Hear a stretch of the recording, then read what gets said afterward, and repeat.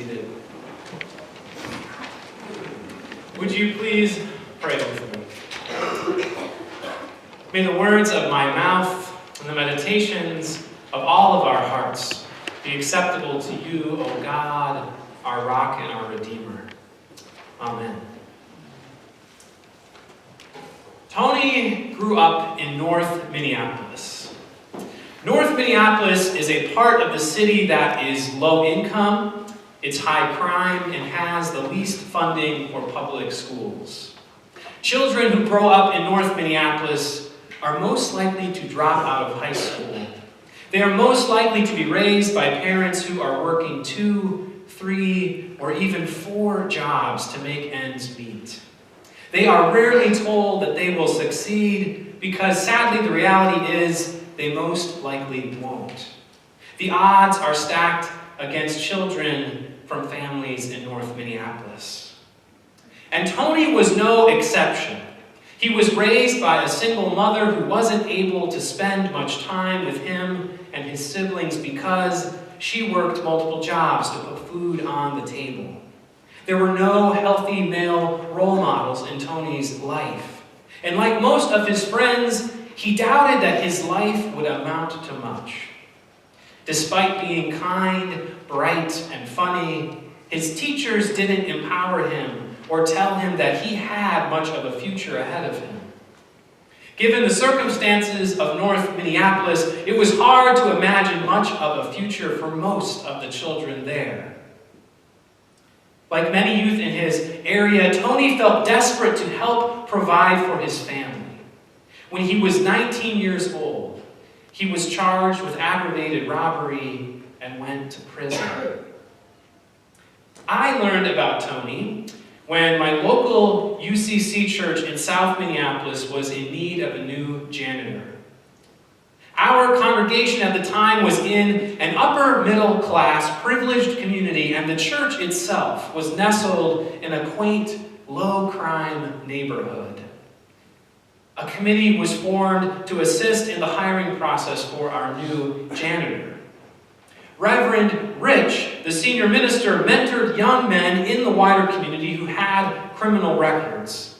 His ministry was a means to help young men get back on track or network or positive, healthy role models. And many whom had made poor decisions early on in life that were preventing them from moving forward.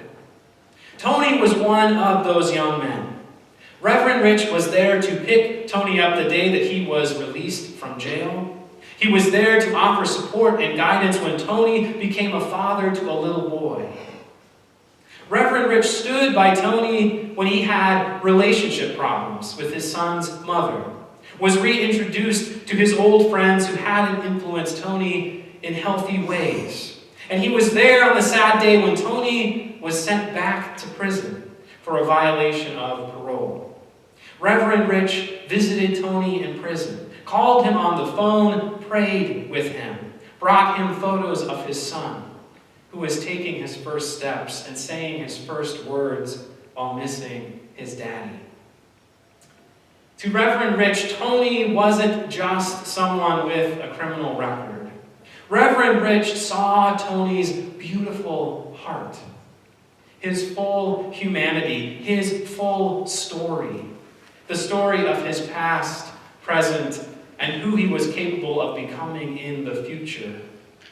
A story of a young man who was caught in a web of poor decisions and a hopeless feeling first set into motion the day he was born into a society that told him he wouldn't and shouldn't succeed. Because kids from North Minneapolis don't succeed. Reverend Rich, with his deep love for Tony and strong faith in God, refused to give up hope that Tony's life would turn around. When Tony was released from prison the second time, Reverend Rich was there in his Honda Civic to help welcome him with a smile. Tony expressed that he wanted desperately to find a job to help support his son. But Reverend Rich knew how difficult it was to find a job with a criminal record, especially in a state where all job applications required a person to check a box indicating if they had a criminal record? Yes or no? Without even a chance to elaborate or meet face to face. So when Reverend Rich learned that the church would be hiring a new janitor, he urged the hiring committee to consider applicants who had criminal records.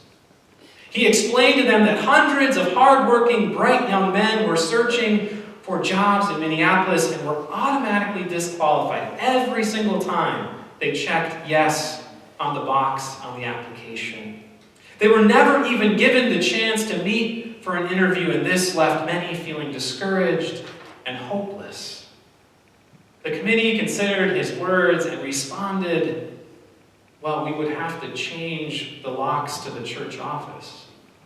To which Reverend Rich replied without hesitation, no, you wouldn't. And so the committee thought about this some more. Our scripture reading for today comes from Ephesians, which is a letter to the early church that calls for unity and reconciliation. Unity and reconciliation. Two words that at times feel more like an ideal than an obtainable reality. How is it possible to join together? How is it possible to restore friendly relations with one another when seemingly all that's on the news is more reports about the ever-widening divide between this group and that group, between us and them? The news about our country, about our world, is often extremely frustrating, extremely disheartening, and it can make us want to stay in bed rather than face the day. As the youngest child in my family, I have always wanted everyone to get along. I want everything to just work out, and for life to be fair and just for all. But as we know, our world is currently not set up to be fair and just for all. And the problems won't correct themselves. So it's not enough for me to say, I want life to be fair and just for all. Unless I take action, I really don't want it to be so. I want things to stay the same. Sometimes I put on rose-colored glasses, and I ignore the realities of a broken world. As a straight, white, able-bodied man, I am the most privileged person in our society. So it is easy for me to ignore. I can pretend that the standard at which my life is lived is normal.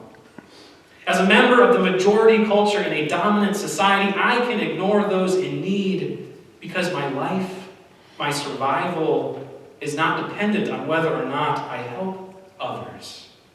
I have the privilege to not do anything.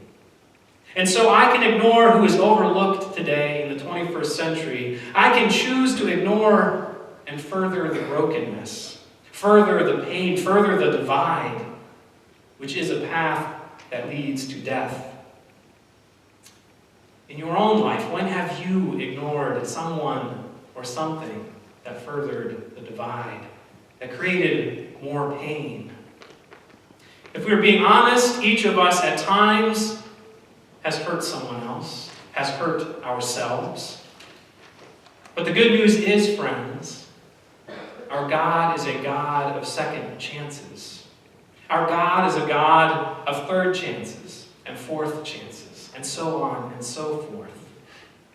But God, who is rich in mercy, out of the great love with which he loved us, even when we were dead through our trespasses, made us alive together with Christ. By grace you have been saved. God says those times you have caused pain to yourself and to others, those times are over with. I have made you alive together with Christ. God says, I have called you out of death and into life. Reverend Rich had prayed for reconciliation in Tony's life. He prayed that things would turn around, and by the grace of God, they did. Tony began attending a weekly daddy and me class with his son and got a new apartment with his son and his son's mother. The congregation hired Tony and celebrated his new position with a round of applause and welcome handshakes during coffee hour after worship. And they quickly learned Tony was kind and caring with a hilarious sense of humor and a work ethic that was unparalleled. One Saturday night, Tony arrived home 30 minutes late, which was a violation of his parole because it broke curfew. So this meant Tony had to go back to prison. And when Reverend Rich heard the news, he was worried Tony might lose his job. And he wondered how the congregation would react. This upper-class, educated congregation had no personal experience with prison. Tony now had to serve the rest of his sentence, which was 3 months. He had only been at his new job for 2.5 months. Reverend Rich wondered what his congregation would say. He knew they took a risk hiring Tony and went outside of their comfort zone to do so. The next day at church, 2 separate people that were responsible for hiring Tony responded to Rich's news with, "Well, how long does he have to go back for?" Reverend Rich replied, "Well, he has to serve the rest of his sentence, which is 3 months." Both people said, "Oh, we can find volunteers for 3 months to cover." So the church did just that. They split time between members of the congregation volunteering each week to clean the building. Nobody complained or felt inconvenienced. Here was a community of faith that trusted in the unbreakable promise of God. They trusted in God's endless grace, God's unconditional love, God's radical forgiveness. Their trust allowed them to seek reconciliation, not just for Tony, but for themselves. God spoke through Reverend Rich, and the congregation responded by warmly welcoming and supporting Tony. They were called out of death and into life. Any obstacles that stood in their way, fear, narrow-mindedness, complacency, they let go of those things and allowed God to help them see outside themselves. They didn't have to hire Tony. They chose to hire Tony because through God they were able to recognize someone in need. They trusted in God's promise, and God's promise was revealed through their relationship with Him. Here was a congregation who was transformed by serving others. And when Tony returned to his job, the congregation celebrated.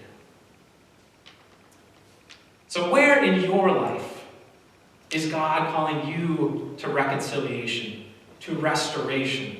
Maybe with yourself or with others. Maybe God is calling you to reconciliation with yourself, to remind you that God says you are good. You are worthy, just as you are. Maybe God is calling you to reconciliation by being willing to have a difficult conversation with a loved one after a heated argument or disagreement. Maybe it's seeking out ways to care for our earth. Wherever it is, God says, trust in my love, in my grace, in my forgiveness. So I invite you to turn to your neighbor right now and say, you and me, we are made alive together with Christ. Turn to your neighbor. You and me, we are made alive together with Christ. You and me, we are made alive together with Christ. Friends, together, may we seek the ways that lead into love. May we risk forgiveness and help foster reconciliation in our world, wherever that might need to take place. May it be so. Amen.